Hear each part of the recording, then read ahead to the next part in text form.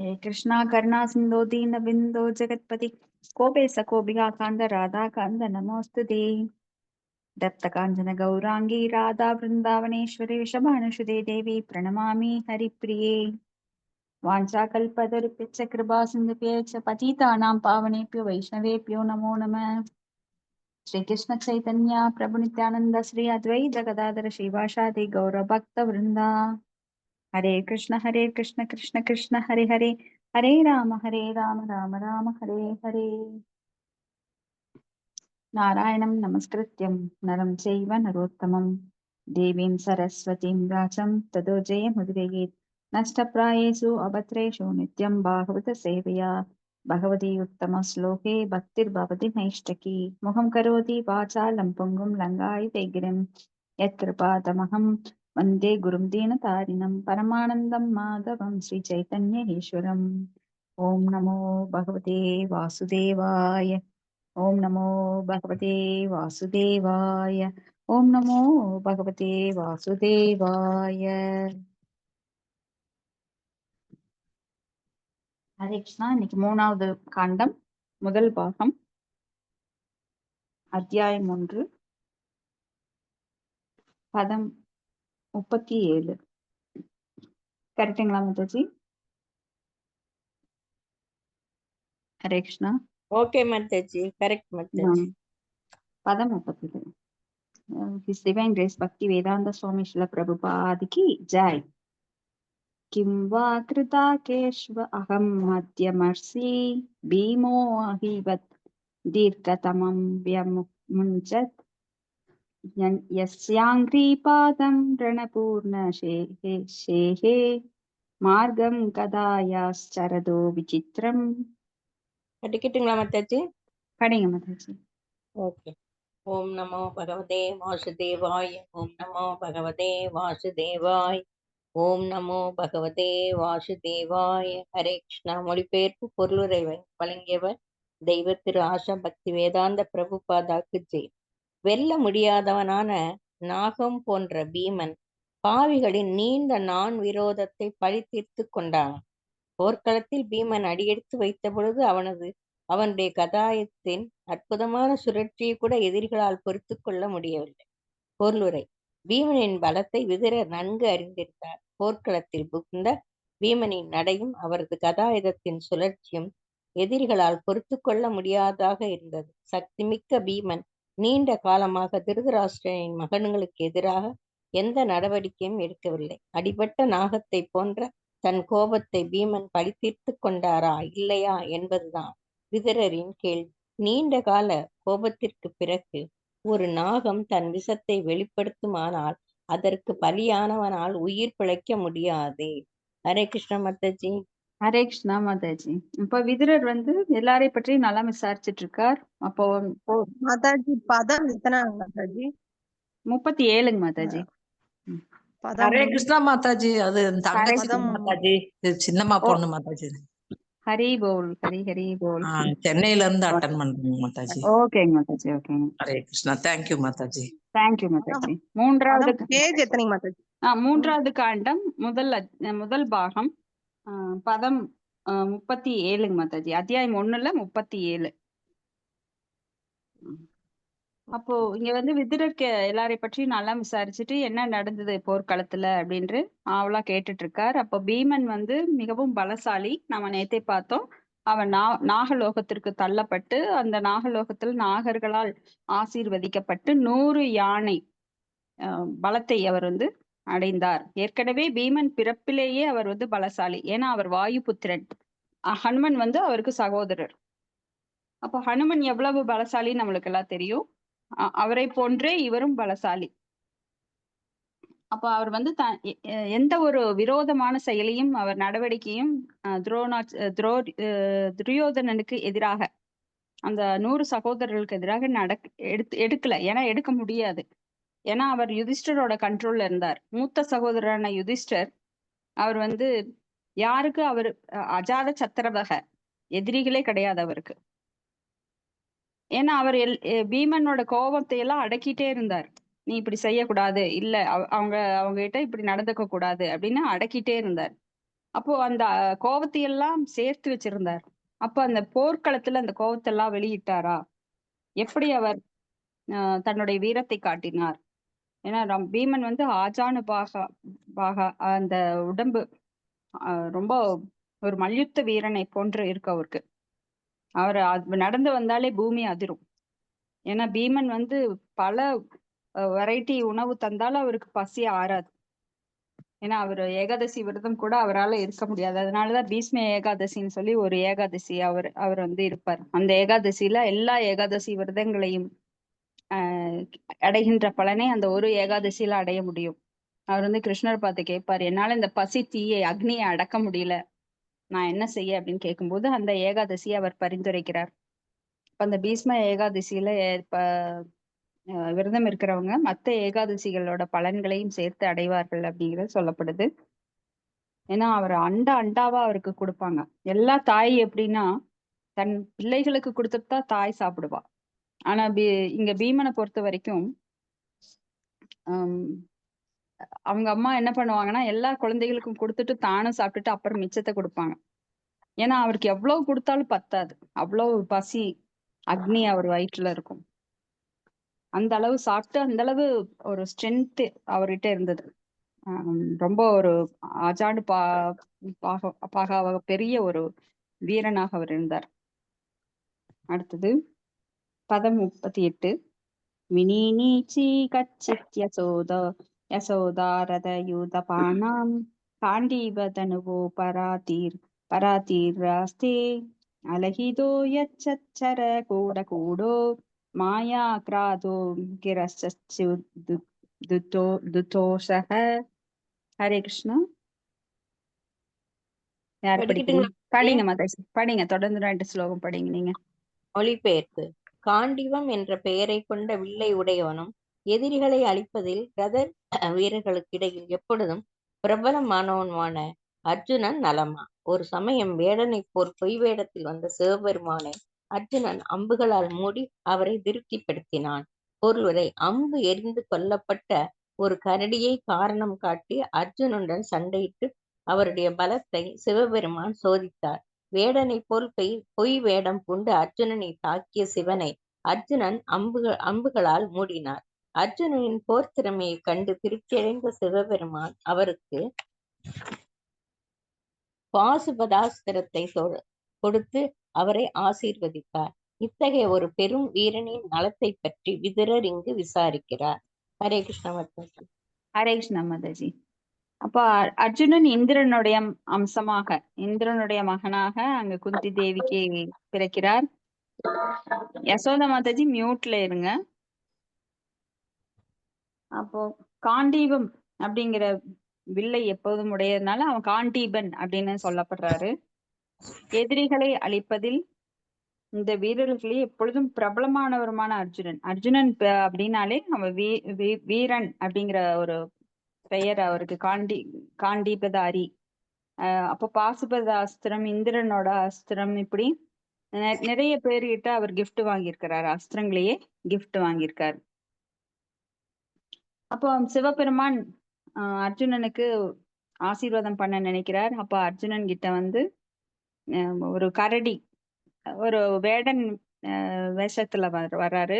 அப்புறம் 2 பேருமே ஒரு வில்லை அம்பை எய்துறாங்க வில் மூலமா. அப்ப அந்த கரடிக்கு 2 அம்புமே போய் கரடியில தாக்குது. கரடியை தாக்குது. அப்ப கரடி இறந்துருது. அப்ப அர்ஜுனன் சொல்றாரு, இந்த கரடியை நான் தான் கொன்னேன். அப்போ சிவபெருமான் வேடத்துல இருக்கிற அந்த காட்டுவாசி போல அவர் வந்து அவர் அந்த வேடம் சொல்றாரு, இல்ல நான் தான் இந்த கரடியை கொன்னேன், இது எனக்குரியது அப்படின்னு சொல்றாரு. அப்ப 2 பேருக்கும் போர் நடக்குது. இப்ப போர் நடக்கும்போது அர்ஜுனன் தன் வீரத்தை காட்டி சிவபெருமான அம்புகளால மூடுறார். அப்ப அவருடைய வீரத்தை, விவேகத்தை அதையெல்லாம் பார்த்துட்டு சிவபெருமான் அவருக்கு பாசுபத அஸ்திரத்தை கொடுக்கிறார். பதம் 39. யமாவுதஸ்வித்தனயௌ பிருதாய பார்த்தே விருதௌ பஸ்மபிர் அஸ்னீவ ரேமாத உத்தாய மிருதே ஸ்வகிருத்தம் பராசு பர்ணாவிவ புரிச்சு. வஜ்ரி வக்த்ராத். ஹரே கிருஷ்ணா மாதாஜி. ஹரே கிருஷ்ணா. திரு ஆசா பக்தி வேதாந்த சுவாமி ஸ்ரீல பிரபாத குருதேவ் கி ஜெய். தங்கள் சகோதரர்களால் காக்கப்பட்டு வரும் இரட்டை சகோதரர்கள் நலமா? வஜ்ராயுதத்தை உடையவனான இந்திரனின் வாயில் இருந்து கருடன் அமுதத்தை பறித்ததைப் போலவே எதிரியான துரியோதனனின் பிடியிலிருந்து தங்களுக்கு சேர வேண்டிய ராஜ்யத்தை பறித்து கொண்ட பிரிதாவின் புத்திரர்களால் அவர்கள் பாதுகாக்கப்பட்டு வருகின்றனர். பொருளுரை: கையில் ஒரு வஜ்ராயுதத்தை ஏந்தி செல்லும் ஸ்வர்கராஜனான இந்திரன் மிகவும் வலிமை வாய்ந்தவர் ஆவார். எனினும் பகவான் விஷ்ணுவின் வாகனமான கருடனால் அவருடைய வாயிலிருந்து அமுதத்தை பறிக்க முடிந்தது. அதை போலவே ஸ்வர்கராஜனுக்கு இணையான பலத்தை துரியோதனன் பெற்றிருந்த போதிலும் பாண்டவர்களால் தங்களுடைய ராஜ்யத்தை துரியோதனனிடமிருந்து பறித்து கொள்ள முடிந்தது. பாண்டவர்கள் மற்றும் கருடன் ஆகிய இருவருமே பகவானின் வீரியமுள்ள பக்தர்களாக இருந்தனர். இதனால் பெரும் வலிமையுடைய இத்தகைய எதிரிகளை கூட அவர்களால் வெல்ல முடிந்தது. பாண்டவர்களின் இளைய சகோதரர்களான நகுலனையும் சகாதேவனையும் பற்றி விதுரர் இங்கு வினவுகிறார். இரட்டை சகோதரர்களான இவர்கள் மற்ற பாண்டவர்களுக்கு மாற்றாந்தாயாக இருந்த மாத்ரியின் புத்திரர்கள் ஆவர். மாத்ரி தன் கணவரான பாண்டு மகாராஜனுடன் உடன்கட்டை ஏறியதால் அவ்விரு சகோதரர்களையும் குந்தி தேவி தன் பொறுப்பில் ஏற்றுக்கொண்டதால் அவர்கள் மற்ற 3 பாண்டவர்களுக்கு இணையானவர்கள் ஆயினர். இவ்வைந்து சகோதரர்களும் உலகில் வழக்கமான சகோதரர்களாகவே கருதப்பட்டு வந்தனர். 3 முதிய பாண்டவர்கள் இளையவர்களை கண் இமை காப்பது போல் காத்து வந்தனர். தங்களது ராஜ்யத்தை துரியோதனனின் பிடியிலிருந்து மீட்ட பிறகு நகுலனும் சகாதேவனும் இன்னமும் தமையன்களின் பாதுகாப்பில் மகிழ்ச்சியுடன் வாழ்ந்து வருகின்றனரா என்பதை விதுரர் அறிய விரும்பினார். ஹரே கிருஷ்ணா. ஹரே கிருஷ்ணா. தேங்க்யூ மாதாஜி. அப்போ இந்திரனுக்கு இணையான வலிமை இங்க வந்து பேஜ் நம்பர் சொல்லுங்க மாதாஜி. 3வது அத்தியாயத்துல 51 மாதாஜி. 51 page number. ஒரு புக்ல ஒரு மாதிரி இருக்கும், அதனாலதான் நான் ஸ்லோகத்தை சொன்னேன். 3வது காண்டம் தான். 3வது காண்டம் முதல் புத்தகம் 3வது முதல் காண்டம் தான். அத்தியாயம் ஸ்லோகம் 39. என்னோட First புக்ல book. 51. மீனா ஃபர்ஸ்ட் புக்கு இது 2 புக்கு இருக்கு 3வது அத்தியாயத்துல. முதல் புக் எடுத்து பாரு. ஓகே. அப்போ இங்க வந்து இந்திரனுக்கு இணையான வலிமையை துரியோதனன் பெற்றிருந்தாலும் பாண்டவர்கள் வந்து துரியோதனை வெல்ல முடிஞ்சது. எதனாலனா அவங்க பக்தர்களா இருந்ததுனால. அப்ப பக்தர்களுக்கு வந்து வலிமை எப்படி வருது அப்படின்னா பகவான் கொடுக்கின்ற அந்த கருணையினால அவங்க வலிமை பெறுகிறார்கள். ஏன் அவங்களால பெரிய பெரிய ஆஜான பாகவர்கள் லைக் இந்திரனோட வலிமையை இந்திரனை போன்ற வலிமையை பெற்ற துரியோதனை கூட அவங்களால வெல்ல முடிஞ்சது. ஏன்னா துரியோதனனும் சாதாரண மானிடன் கிடையாது. அவர் வந்து போர்ல ரொம்ப மிகுந்த வலிமை பெற்றவர். அவருக்கும் குரு யாருன்னா துரோணாச்சாரியார். அப்ப தனுர்வித்தைகளை எல்லாம் அவர் கற்றுக் கொடுத்திருந்தார். தனுர்வேதம், அந்த தனுர்வேதத்துல இருக்கின்ற அந்த வில் வித்தைகள் எல்லாமே துரியோதனனும் கத்துக்கிட்டு இருந்தான். அப்ப துரியோதனன் வெல்லுவது அவ்வளவு எளிது இல்லை. ஆனா பாண்டவர்களால அதை அவனால வெல்ல முடிஞ்சது. எதனாலனா பகவானுடைய பக்தர்களா இருந்ததுனால. அப்ப குந்தி தேவி மாத்ரி 2 மனைவிகள் இருந்தாங்க பாண்டுக்கு. அப்ப குந்தி தேவி வந்து குழந்தைகளை வளர்க்கிற பொறுப்பை ஏத்துக்கிட்டாங்க. அந்த காலத்துல உடன்கட்டை ஏறுவது வழக்கம்.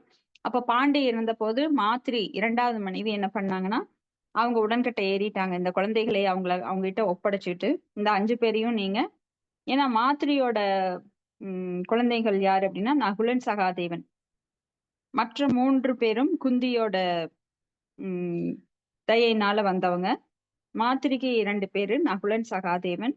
அப்ப அவங்ககிட்டயே குந்தி தேவி கிட்ட அந்த பொறுப்பை ஒப்படைச்சிட்டு அவங்க உடன்கட்டை ஏறிட்டாங்க. அப்ப இவங்க 5 பேருமே சகோதரர்களாக எல்லாருமே வழிபடுறாங்க. இப்ப 3 முதிய பாண்டவர்கள் இளையவர்களை கண்ணை இமை காப்பது போல காத்தனர். அந்த வித்தியாசமே தெரியல. இப்பெல்லாம் வந்து இளைய குடி மூத்த குடி அப்படின்னு வித்தியாசம் பார்ப்பாங்க. ஆனா அப்ப குந்தி தேவி அவங்களெல்லாம் அப்படி பார்க்கல. 5 பேரும் தன் மக்களாக அவங்க வளர்த்துட்டு வந்தாங்க. இப்ப தங்கள் ராஜ்யத்தை துரியோதனன் பிடியிலிருந்து மீட்ட பிறகு நகுலன் சகாதேவன் இன்னமும் தமையன்களில் பாதுகாப்பில் மகிழ்ச்சியுடன் வாழ்ந்து வருகிறார்களா அப்படின்னு விதுரர் கேட்கிறார். பதம் 40. அஹோ பிரதாபி திரியதே அர்ப்ப கார்த்தே ராஜசி பர்யேன வினாபிதேன யஸ்து ஏக வீரோ திரதோ விஜிக்யே தனுர்த்விதீய ககுபஸ்சதஸ்ரஹ. ஹரே கிருஷ்ணா. ஹரே கிருஷ்ணா. ஹரே கிருஷ்ணா. படிக்கணுங்க. ஓம் படிங்க. நமோ பகவதே வாசுதேவாய. ஓம் நமோ பகவதே வாசுதேவாய. ஓம் நமோ பகவதே வாசுதேவாய. மொழிபெயர்ப்பு பொருளையாச பக்தி வேதாந்த சாமி பிரபாதுக்கு ஜெய். மொழிபெயர்ப்பு. பிரபுவே, விருதா இன்னும் உயிருடன் இருக்கின்றாளா? தந்தையை இழந்து தன் குழந்தைக்காக மட்டுமே அவள் வாழ்ந்து வந்தாள். இல்லையெனில் வில்லன்புகளின் உதவியாலேயே தனியாக 4 திக்குகளையும் வென்று மிக சிறந்த சேனாதிபதியான பாண்டு மகாராஜன் இல்லாமல் உயிர் வாழ்வது சாத்தியமல்ல. பொருளுரை. விசுவாசமுள்ள ஒரு மனைவியால் தன் கணவன் இல்லாமல் வாழ முடியாது என்பதால் விதவை பெண்கள் இறந்து போன தங்கள் கணவர்களுடன் உடற்கட்டை ஏறுவது வழக்கம். இந்தியா பெண்மணிகள் தங்கள் கணவர்களிடம் பயபக்தியும் விசுவாசமும் கொண்டவர்களாக இருந்ததால் இவ்வழக்கம் இந்தியாவில் பரவலாக இருந்து வந்தது. பிறகு கலியுகம் துவங்கியதும் மனைவிகள் பயபக்தி குறைய துவங்கியது. விதவைகள் உடன்கட்டை ஏறும் பழக்கத்தை அற்றே அண்மையில் தன்னிச்சையாக அவ்வழக்கம் கட்டமையாக சமூக வழக்கமாக மாறியிருந்ததால் அது ரத்து செய்யப்பட்டது. பாண்டு மகாராஜன் இறந்த பொழுது குந்தி மாதிரி ஆகிய இருவருமே உடன்கட்டை ஏற முன் வந்தனர். ஆனால் சிறு குழந்தைகளாக இருந்த பஞ்ச பாண்டவர்களை காக்கும் பொருட்டு குந்தி உயிர் வாழ வேண்டும் என்று கேட்டுக்கொண்ட மந்திரின் மட்டும் உடன்கட்டை ஏறினாள். வியாசுதேவரும் இதை வலியுறுத்தியதால் குந்தி இதற்கு சம்மதித்தாள். பொறுத்து காத்தற்கிடையில் தன் குழந்தைகளின் பொருட்டு குந்தி வாழ முடிவு செய்தாள். தன் மணியை பற்றிய எல்லா உண்மைகளையும் அறிந்திருந்ததால் விதுரர் இசை சம்பவத்தை இங்கு குறிப்பிடுகிறார். பாண்டு மகாராஜன் சிறந்த வீரர் என்பதும் வில் அன்புகளின் உதவியை கொண்டு உலகின் 4 திக்குகளையும் தனியாக வென்றார் என்பதும் இங்கு தெரிய வருகிறது. இத்தகைய ஒரு கணவர் இல்லாமல் ஒரு விதவியாக வாழ்வது கூட குந்திக்கு சாத்தியமில்லானால் தன் பொறுப்பில் விடுபட்ட 5 இளம் குழந்தைகளாக இதை அவள் செய்ய வேண்டி இருந்தது. ஹரே கிருஷ்ண மாதாஜி. ஹரே கிருஷ்ணா. ஹரே கிருஷ்ணா மாதாஜி. அப்போ நம்ம ஏற்கனவே இதெல்லாம் நம்மளுக்கு தெரியும். அப்ப குந்தி மாத்ரி பாண்டுவின் மனைவிகளாக இருந்தாங்க. அப்ப 2 பேருமே உடன்கட்டை ஏற முயற்சி பண்றாங்க. ஆனா குழந்தைகள் சிறு குழந்தைகளா இருந்த பஞ்ச பாண்டவர்களை காக்கும் பொருட்டு மாத்ரி அவங்க மட்டும் உடன்கட்டை ஏறிட்டு இவங்க கிட்ட அந்த பொறுப்பை ஒப்படைச்சிட்டு போறாங்க. ஏன்னா வியாசதேவர் இதைத்தான் சொல்றாரு, அவங்களுக்கு பிரிஸ்கிரைப் பண்றாரு. இப்போ இந்த சம்பவத்தையும் விதுரர் ஞாபகம் வச்சு கேக்குறாரு, அவங்க எல்லாம் எப்படி இருக்காங்க அப்படின்னுட்டு. அடுத்தது பதம் 41. மாதாஜி யாராவது ஒருத்தர் படிக்கிறீங்களா? ஹரே கிருஷ்ணா. படிக்கிறேன் படிங்க மாதாஜி. படிச்சு நீங்க விளக்கம் சொல்லுங்க மாதாஜி, நான் வந்துடுறேன். ஹரே கிருஷ்ணா. சௌபானுச்சோச்சேதம் அத பதந்தம் பிராத்ரே பரேதாய விதுத்ருகேயக நிர்யாபிதோ ஏன சுக்ருத்ஸ்வ புர்யா அகம் ஸ்வ புத்ரான் சமனுப்ரதேன. மொழிபெயர்ப்பு. நற்குணவானே, தன் சகோதரர் மரணமடைந்ததும் அவருக்கு எதிராக புரட்சி செய்த அவருக்காக திருதராஷ்டிரருக்காக நான் மிகவும் வருந்துகிறேன். அவர் தன் சொந்த மகன்களின் முறையை பற்றி பின்பற்றியதால் அவரது உண்மை நண்பனாக இருந்த நானும் என் சொந்த வீட்டை விட்டு அவரால் விரட்டப்பட்டேன். ஹரே கிருஷ்ணா மாதாஜி. பொருளுரை யாராவது படிங்க மாதாஜி.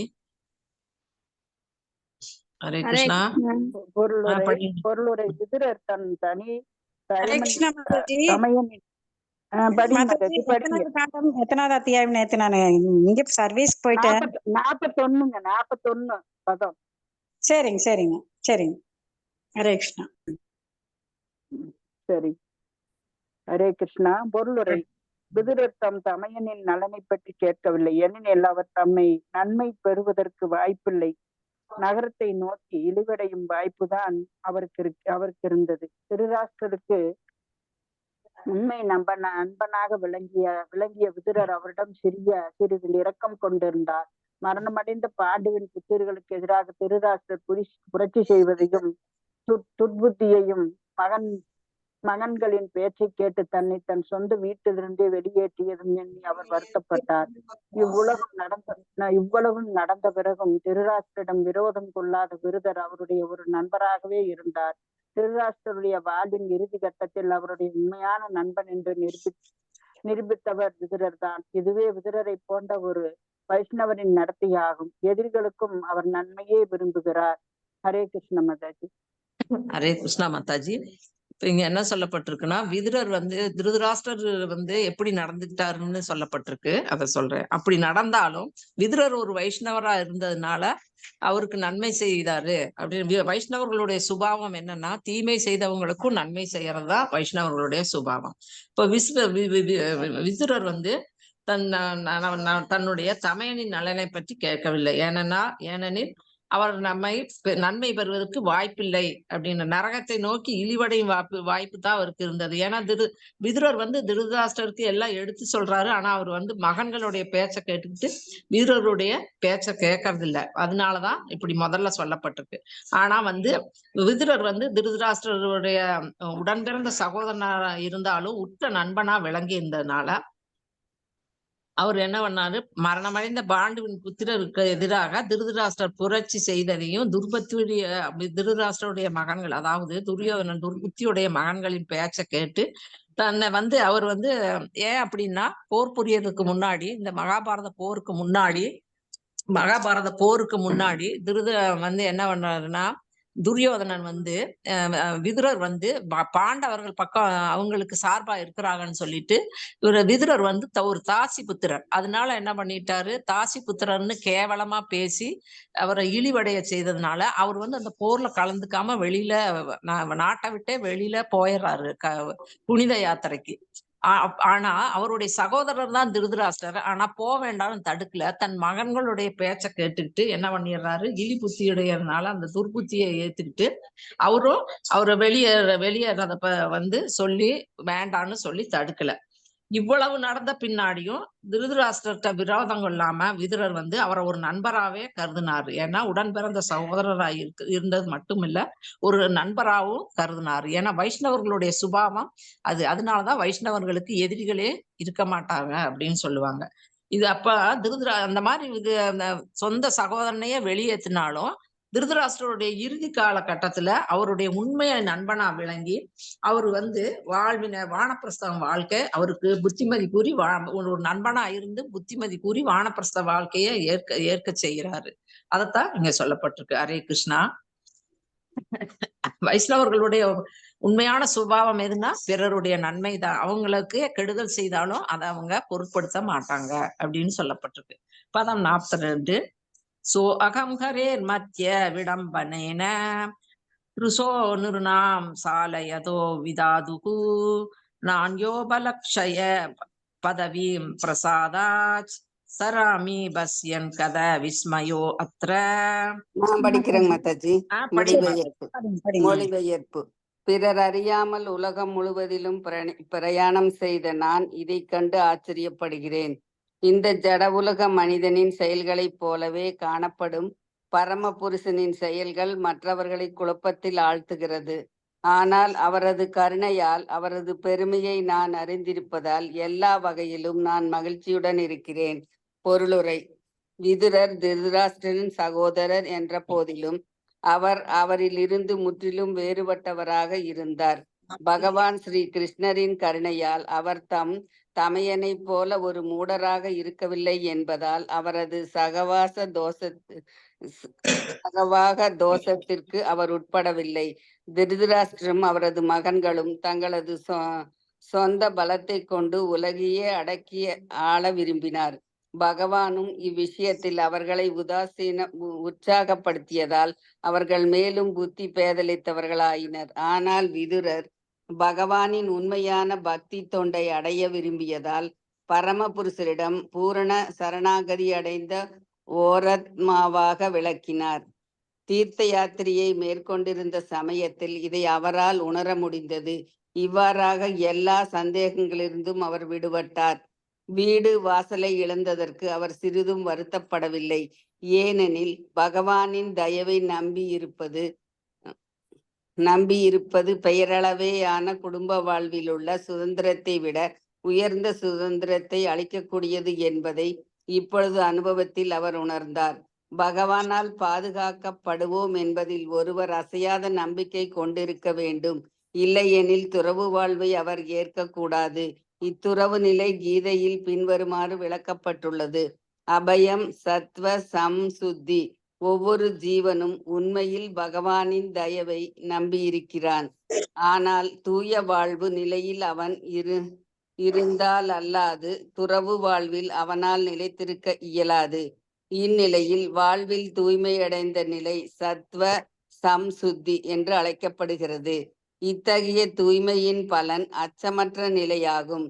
நாராயண பர எனப்படும் பக்தன் பகவான் எல்லா சூழ்நிலைகளிலும் தன்னை பாதுகாக்கிறார் என்ற உண்மையை அறிந்திருப்பதால் அவன் எச்சூழ்நிலையிலும் சுழலையிலும் அச்சப்படுவதில்லை.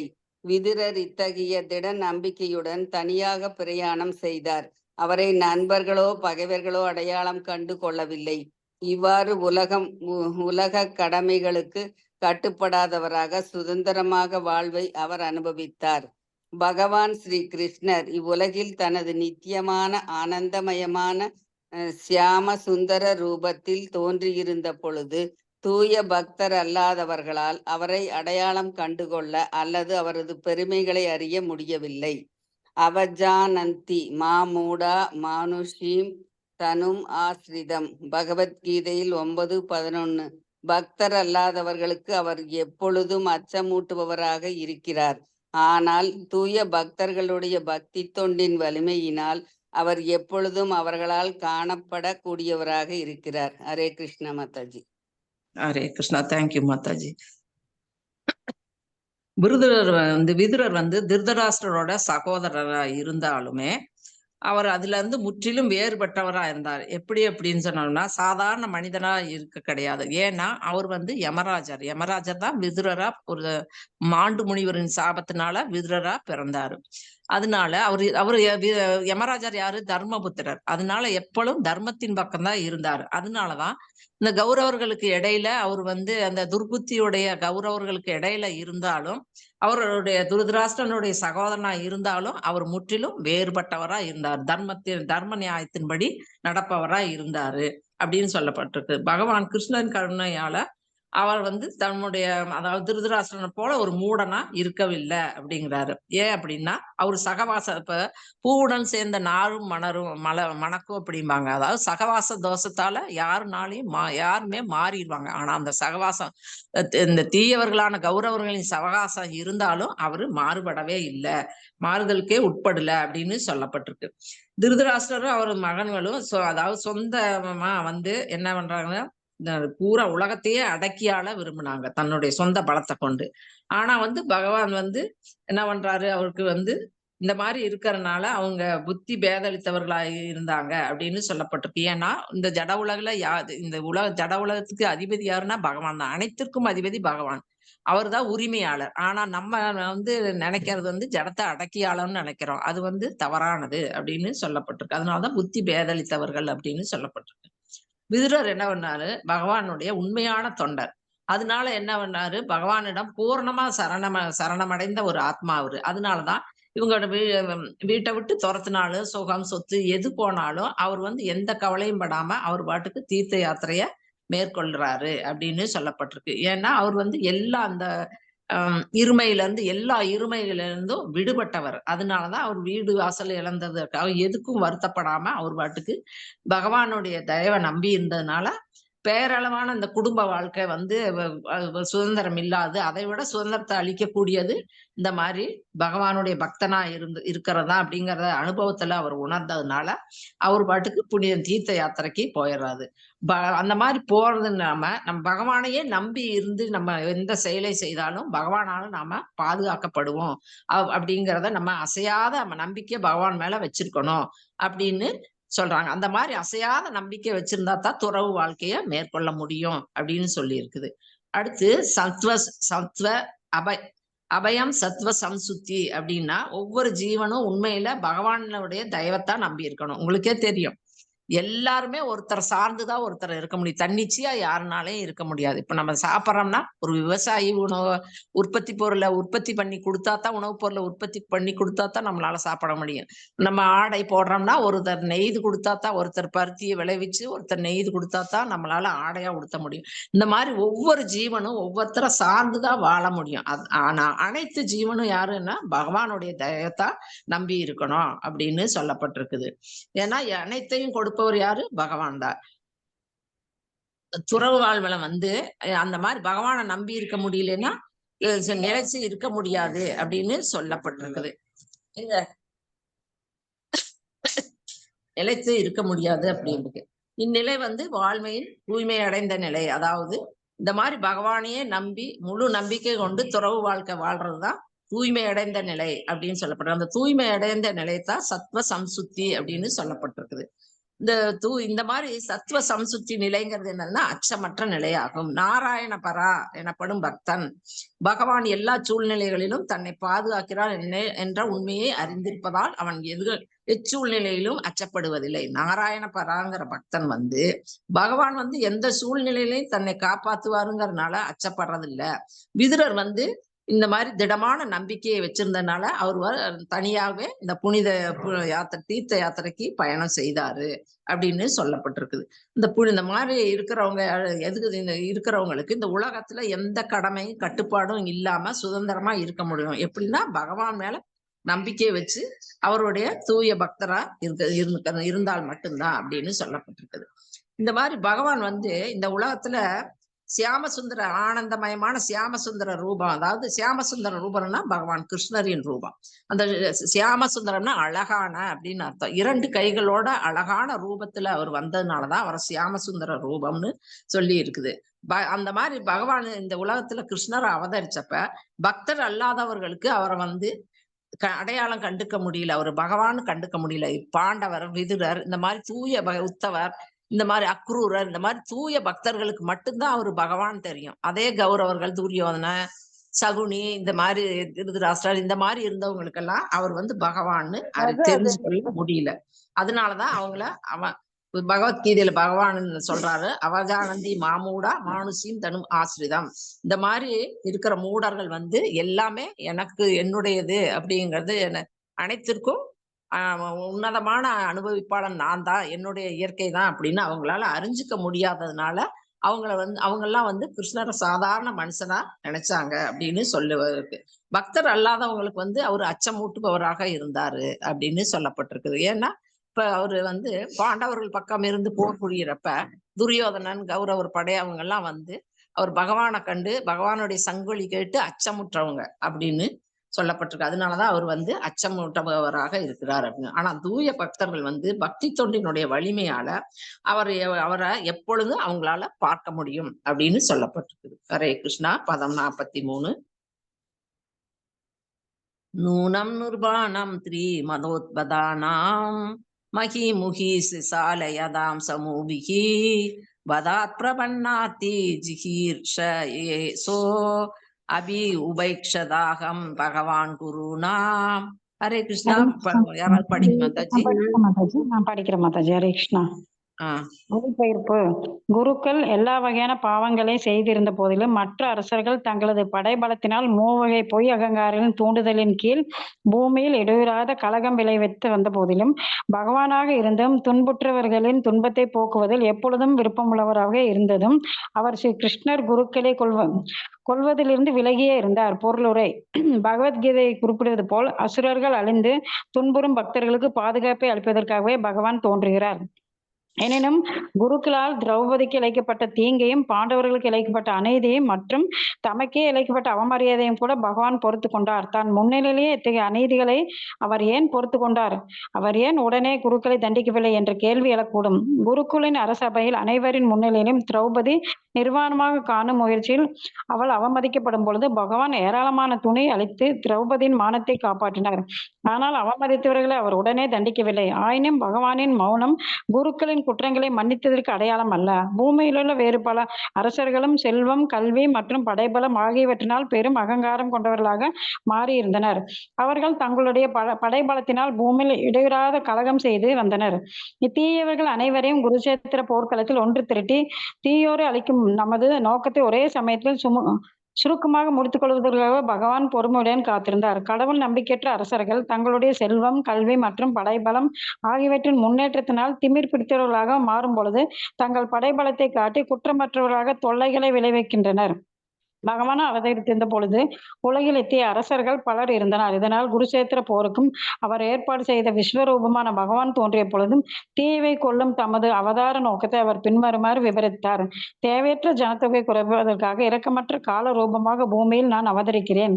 பாண்டவர்களான உங்களை தவிர இங்கு கூடியுள்ள மற்ற அனைவரும் கொன்றுவிட போகிறேன். இக்கொலை நீங்கள் பங்கு கொள்வதற்கு காத்திருக்காது. இது முன்பே ஏற்பாடு செய்யப்பட்டு விட்டது. ஆனால் என்னால் கொல்லப்படுபவர்கள் போர்க்களத்தின் வீரன் என்ற புகழையும் பெறவும் போரில் கைப்பற்ற பொருட்கள் அனுபவிக்கும் நீ விரும்பினால் ஓ சவ்யாசி உடனே கொலையில் பங்கு கொண்டு இதனால் கிடைக்க போகும் நன்மதிப்பை நீயே பெற்றுக்கொள். சிறந்த வீரர்களான பீஷ்மர், துரோணர், ஜெயத்ரன், கர்ணன் முதலான மற்றும் பல தளபதிகளை முன்பே நான் கொன்றுவிட்டேன். கவலைப்படாதே, போர் செய்து மாவீரன் என்ற புகழை பெறு. பகவத்கீதை 11.32-34. தாமே செயற்படுத்தும் சில நிகழ்ச்சிகளை தமது பக்தன் சிறந்த வீரனாக விளங்குவதை காண பகவான் விரும்புகிறார். நமது பக்தனும் நண்பனும் அர்ஜுனன் குருச்சேத்திர யுத்தத்தின் கதாநாயகனாக விளங்க வேண்டும் என்று பகவான் விரும்பியதால் உலகிலுள்ள தீயவர்கள் அனைவரும் ஒரே இடத்தில் கூடுவதற்காக பகவான் காத்திருந்தார். அவரது பொறுமை காரணம் இதன்று வேறில்லை. ஹரே கிருஷ்ணா மாதாஜி. நன்றி மாதாஜி. தேங்க்யூ மாதாஜி. தேங்க்யூ மாதாஜி. பகவான் ஏன் தோன்றினார்னு சொல்லி இருக்கு. ஏன் அவர் உடனே குருக்கள், அதாவது கௌரவர்கள்லாம் திரௌபதியை அவமானப்படுத்தினாலும் ஏன் உடனே அவங்கள தண்டிக்கலைங்கிறதுக்கு உண்டான காரணத்தை இதுல சொல்லப்பட்டிருக்கு. அவரு பகவான் எப்படின்னா பக்தர்களை, அதாவது பரித்ராணாய சாதுனாம் ஒரு செகண்ட் மாதாஜி.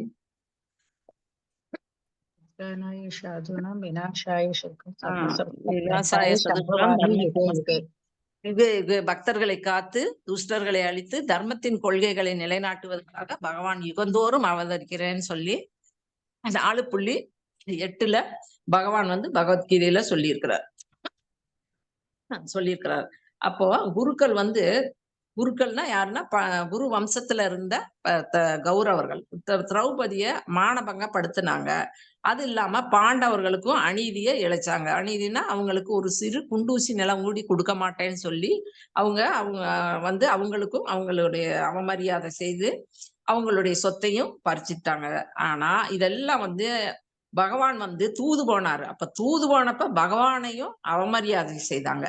ஆனா இது எல்லா இதுவும் பகவானுடைய முன்னிலையே நடந்தாலும் பகவான் பொறுத்துக்கிட்டார். ஏன் அப்படின்னா அவர் என்ன அப்படின்னா அனைவர் முன்னிலை திரௌபதி அவமானப்படுத்தது எல்லாத்தையுமே ஏன் பொறுத்துக்கிட்டார்னா பூமியில அரசர்கள் செல்வம், கல்வி, படைபலத்தினால ரொம்பவுமே அகங்காரம் கொண்டவங்கள மாறி ரொம்பவுமே பூமியில கலகம் செய்துட்டே இருக்கிறாங்க. இவங்க அத்தனை பேரையும் ஒண்ணு சேர்த்து ஒரேதான் குருச்சேத்திர போர்க்களத்துல இவங்களை ஒழிக்கணும் அப்படின்னு சொல்லி, அதாவது இந்த துஷ்டர்களை ஒழித்து பக்தர்களை காக்கணும் அப்படிங்கறதுக்காக தான் இது அத்தனையும் அவரு பொறுமையா பொறுத்திருந்துட்டு அவர் என்ன பண்றாரு, ஏன் அப்படின்னா இப்ப துரியோதனனுக்கு சாதகமா இந்த மாதிரி துர்புத்தி உள்ளவங்க அனைவரும் ஒண்ணு சேர்ந்தாங்க, அரசர்கள் எல்லாம். அப்பதான் அவர் போர்க்களத்துல அவங்கள அழிக்கிறாருன்னா பகவான் அதாவது பகவத்கீதையில 11வது அத்தியாயத்துல பகவானுடைய விஸ்வரூபத்துல பூராமே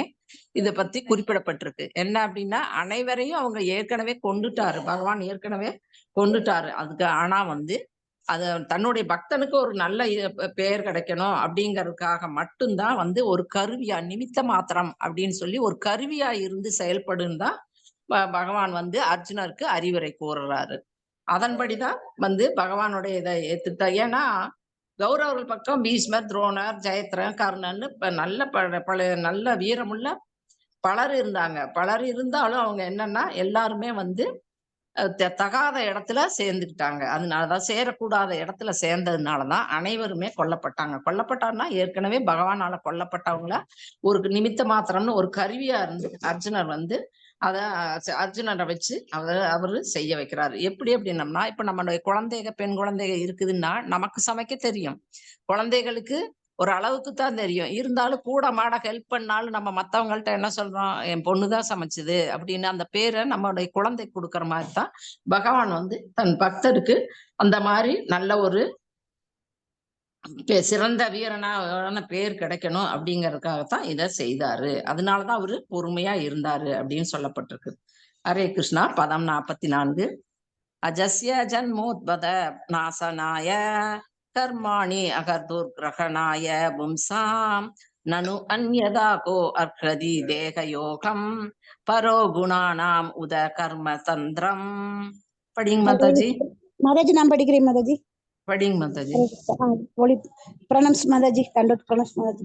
மொழிபெயர் பொருளரை விளங்கியவர் தெய்வ திரு ஆசா பக்தி வேதாந்த சுவாமி சில்லா பிரபதைக்கு ஜெய். பகவான் தோன்றியது கயவர்களை அழிப்பதற்காகவே ஆகும். அனைவரும் புரிந்து கொள்வதற்காகவே உன்னதமான அவரது செயல்கள் நிகழ்த்தப்படுகின்றன. இல்லையெனில் இயற்கை குணங்களுக்கெல்லாம் மேற்பட்டவரான பகவான் பூமிக்கு வர வேண்டிய அவசியம் என்ன இருக்கிறது? பொருளுரை. ஈஸ்வரக பரமக கிருஷ்ணக சச்சித் ஆனந்த விக்கிரக. மாதாஜி இங்க கா சொல்ல தேவையில்லை மாதாஜி. ஈஸ்வர பரம கிருஷ்ண சச்சிதானந்த விக்கிரகன்னு சொன்னா போதும். ஈஸ்வர பரம கிருஷ்ண சச்சித் ஆனந்த விக்கிரக பிரம்மசந்தை. பகவானின் ரூபம் நித்திய தன்மையும் ஆனந்தமும் பூரண ஞானமும் கொண்டதாகும். எனவே அடிவானத்தில் சூரியன் பிறப்பதை போலவே பேரளவிலேயான பகவானின் பிறப்பும் ஒரு தோற்றம் மட்டுமே ஆகும். ஜட இயற்கையின் ஆதிக்கத்தினாலும் கடந்த கால கர்ம பந்தத்தினாலும் ஜீவராசிகளுக்கு கிடைக்கும் பிறப்பை போன்றதல்ல பகவானின் பிறப்பு. அவரது செயல்களும் நடவடிக்கைகளும் ஜட இயற்கையின் விளைவுகளுக்கு உட்படாத சுதந்திரமான திருவிளையாடல்கள் ஆகும். பகவத்கீதை 4:14 கூறுகிறது, நாமாம் கர்மாணி லிம்மந்தி நாமே கர்ம பலே சுப்ருக இதிமாம் யோ பிஜானாதி கர்ம நாசா பத்தியதே.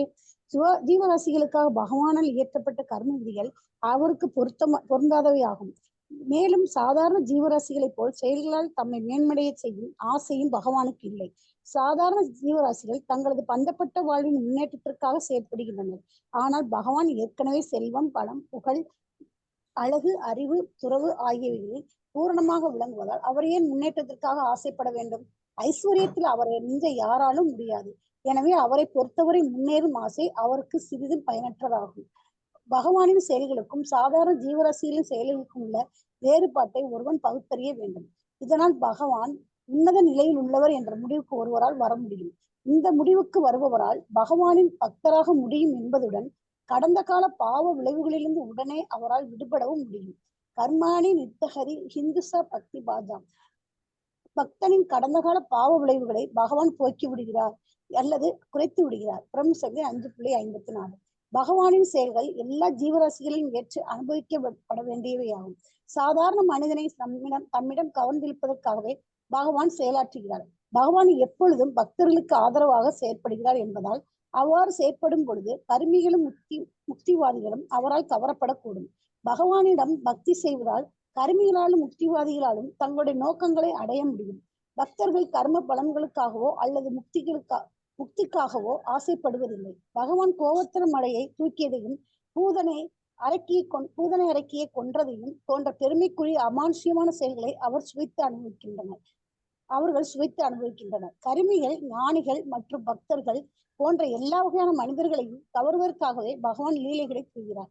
பகவான் கர்ம விதிகளுக்கு மேற்பட்டவர் என்பதால் சாதாரண ஜீவராசிகளின் மீது திணிக்கப்படுவதை போன்ற மாயையான ஒரு உருவத்தை அவர் ஏற்பது சாத்தியம் அல்ல. புத்தியற்ற அசுரர்களை அழித்து